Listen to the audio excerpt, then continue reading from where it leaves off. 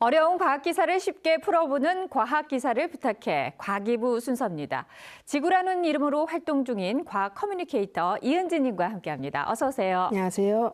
네, 오늘은 어떤 과학 기사를 가지고 오셨나요?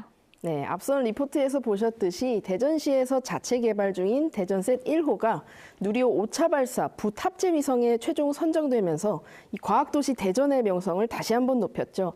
그런데 대전셋이 대체 뭔지 아직은 낯선 분들이 많으실 것 같습니다. 그래서 오늘은 전국 최초로 지역 우주기업이 중심이 돼 개발하는 초소형급 큐브 위성 대전셋 1호에 대한 이야기를 준비했습니다. 네, 전국 최초라고 하니까 역시 과학의 도시답다라는 생각이 드는데요. 그런데 인공위성도 크기와 역할에 따라서 다양하게 분류가 되더라고요. 말씀하신 대전셋은 그러면 어떤 인공위성일까요? 네, 기본적으로 인공위성은 크기와 용도에 따라 다양한 종류가 있는데요. 그중에서도 이 대전셋은 대전의 위성이라는 뜻으로 가로, 세로 약 22cm, 높이 45cm, 무게 약 27kg인 초소형급 큐브 위성입니다. 그러나 크기가 작다고 해서 기능까지 단순한 것은 아닙니다. 대전셋은 지상 500km 궤도에서 대전의 지표면을 촬영해 도시 공간의 변화를 관측, 추적할 뿐만 아니라 우주 부품을 검증하는 역할을 할 예정인데요. 보통 인공위성 개발은 국가 주도로 진행되거나 해외 기업과의 협력이 필수적인 경우가 많습니다.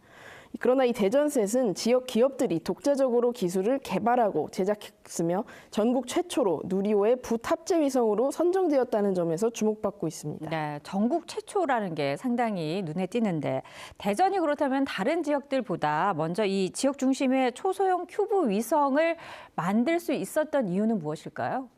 이 대전은 과학의 도시라는 명성답게 우리나라 우주산업의 중심지라고 해도 과언이 아닙니다. 현재 한국천문연구원, 한국항공우주연구원, 한국전자통신연구원, 카이스트 등 주요 우주연구기관이 대전에 위치해 있을 뿐만 아니라 전국 우주산업 중소기업의 23%가 대전에 밀집해 있는데요. 그중에서도 특히 위성 개발과 관련된 연구기관과 기업들이 한 곳에 모여 있어 협업이 용이하다는 강점이 있습니다. 이처럼 탄탄한 우주산업 생태계와 기업 간의 협력 구조가 있었기에 지역 주도의 초소형 큐브 위성 개발이 가능했던 것인데요.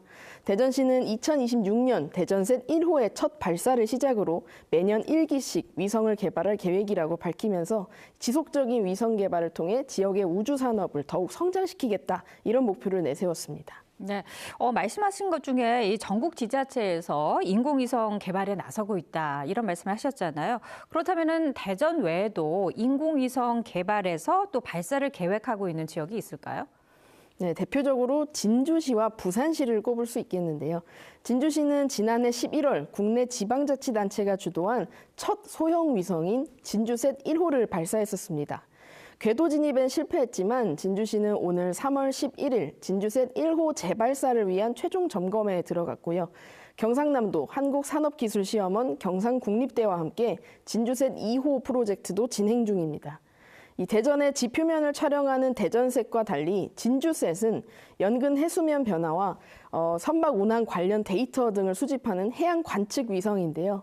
오는 11일 진주셋 1호의 재발사 성공할 수 있을지 귀추가 주목되고 있습니다. 반면 부산시는 미세먼지의 생성과 소멸에 집중했는데요. 올해 상반기 발사를 목표로 개발 중인 부산셋은 부산 지역의 기업과 한국천문연구원의 합작품으로 해양 공간정보 빅데이터를 활용해 기후변화와 관련된 국제 공동연구를 진행할 예정입니다.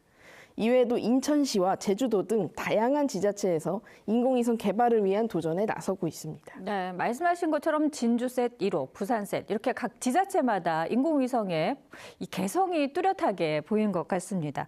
그렇다면 이렇게 지자체들이 각자 이렇게 인공위성 개발에 앞장서고 있는 이유는 무엇일까요? 그동안 인공위성 개발은 국가가 주도하는 사업이었는데요. 이제는 정부가 아니라 민간이 우주 개발의 중심이 되는 일명 뉴스페이스 시대가 도래했기 때문입니다. 이 뉴스페이스라는 이름 아래 우주 산업의 시장 규모도 커지고 있는데요. 우주 산업에서는 얼마나 많이 쏴봤냐 하는 이력, 즉 스페이스 헤리티지가 중요하게 여겨집니다.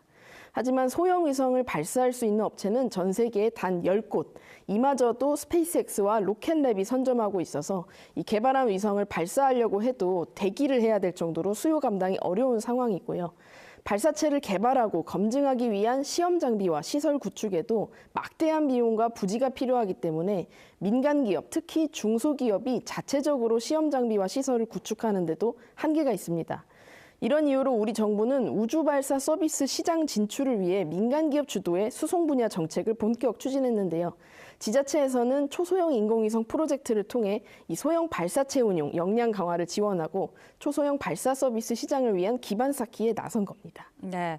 그러면은 지자체에서 인공위성 개발 프로젝트를 이렇게 진행함으로써 지역 기업과 그리고 연구진들이 말씀하신 스페이스 헤리티지, 어떻게 보면은 이제 수준 높은 경험과 정보를 쌓아서 우주 산업에 진출한다, 이렇게 볼 수가 있을 것 같습니다. 지자체는 또 더불어서 우주 인재를 양성할 수 있는 기회를 또 가질 수도 있는 거겠네요. 네, 맞습니다. 네. 자, 그렇다면 협력해서 상생할 수 있는 각자 이렇게 좋은 기회가 되지 않을까 싶은데, 그렇다면은 이 대전셋이 이 프로젝트를 성공적으로 이끌기 위해서 앞으로 해결해야 할 과제가 있다면 어떤 것들이 있을까요? 네, 가장 중요한 목표는 이 지역 우주 기업들의 스페이스 헤리티지 확보입니다. 즉, 대전의 중소기업들이 개발한 위성이 이 궤도에서 정상적으로 작동하는 걸 확인해서 글로벌 신뢰성을 갖출 수 있도록 하는 것인데요. 이를 위해서는 성공적인 위성 운용을 마치는 것이 현재 가장 중요한 과제라고 볼 수 있습니다. 그다음에 정책의 지속성도 중요한 요소입니다. 현재 지자체가 개발한 위성은 국방부를 비롯한 여러 기관에서 수요를 창출할 가능성이 크기 때문에 정부와 지자체가 협력하여 지속적인 지원과 운영 체계를 확립하는 것이 필수적입니다. 또한 국내 중소기업이 해외 시장에 진출할 수 있는 판로를 개척하는 것도 중요한 과제인데요. 대전시는 자매도시를 통해 협력 네트워크를 구축하는 방향을 고려하고 있습니다. 향후에는 경남과 전남 등 우주 산업 클러스터를 구성하는 지역들과 협력해 위성 개발부터 발사까지 연계하는 통합 협력 체계를 구축할 계획인데요. 이게 잘 정착된다면 이 지역과 우주 산업이 상생 발전할 수 있을 것으로 기대됩니다. 네, 작은 위성 대전셋이 이 대전 지역의 우주 산업을 어떻게 바꿔놓을지 기대가 됩니다. 오늘 말씀은 여기까지 듣겠습니다. 고맙습니다. 고맙습니다.